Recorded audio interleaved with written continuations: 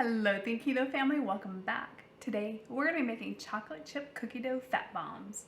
If this is your first time with us, don't forget, hit the subscribe button below and the bell icon so you don't miss upcoming videos.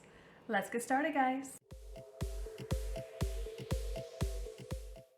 Alright guys, as a reminder before we get started, everything that I'm using today is going to be listed down in the description below, and then at the end of the video will be a nutritional information card so you know what the macro breakdown for these guys are.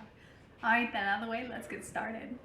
Alright guys, so the first ingredient I have an 8-ounce block of cream cheese. I've had this sitting out for a couple hours to soften up. And to that I'm going to add a stick of butter. So the next ingredient we're going to be using is a half a cup of peanut butter. And the peanut butter that I like to use is Crazy Richard's 100% peanuts, creamy peanut butter. And the reason is when you turn around and look at the nutritional label, the only ingredient in there is peanuts. I mean, that's like the best you could ask for, right? I think I found this one at Kroger, in case you guys are interested. Alright, now we're going to get all of this stirred together.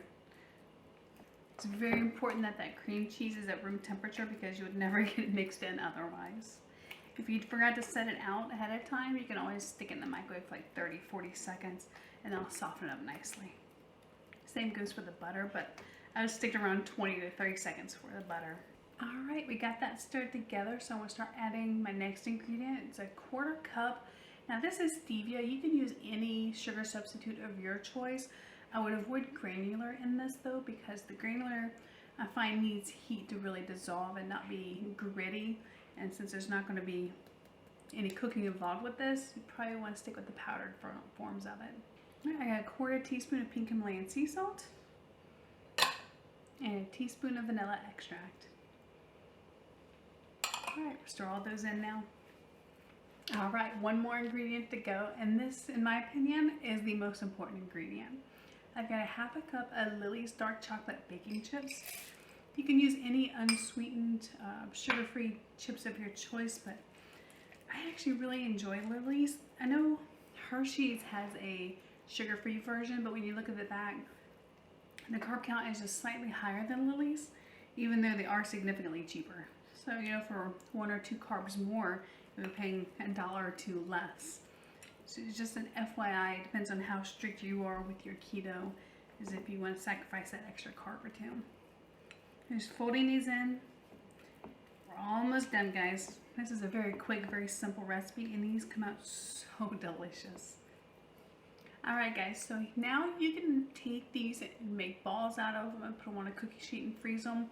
But I like to use silicone molds. I just think it looks so much cooler. And this is just a little square one I picked up from Hobby Lobby. Make sure you use your coupon. A $10 mold you can pick up, you know, with that 50% off coupon for $5. And so we're just going to scoop some in here, press it down into it so there's no voids, and move on to the next one. Alright, that's the first one done. Let's get the second one in. Alright, so I'm going to finish up the rest of these. I'll be back with you in a sec. Hey, no cats. No cats allowed.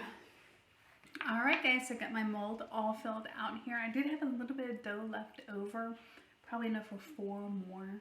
So when looking at this, I got 24 already made up, and if I add that last little bit of dough, it's probably about 28. So keep in mind when you're doing your calculations that your numbers might be different than mine, because I'm going to have a total of 28 fat bombs. Whereas if you make yours a little bigger, a little bit smaller, your numbers will be different. So do your own calculations, know exactly what it is you're eating, okay? Alright, so I'm going to put these in the freezer for about an hour. I'll see you guys back soon. And we're back. These bad boys just came out of the freezer. They've been in it for actually closer to 2 hours because we had dinner meanwhile. But here we go.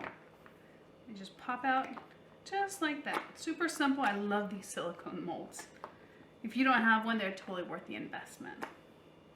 Just like that. Beautiful, perfect little squares. Again, you can do these with a scoop if you want to.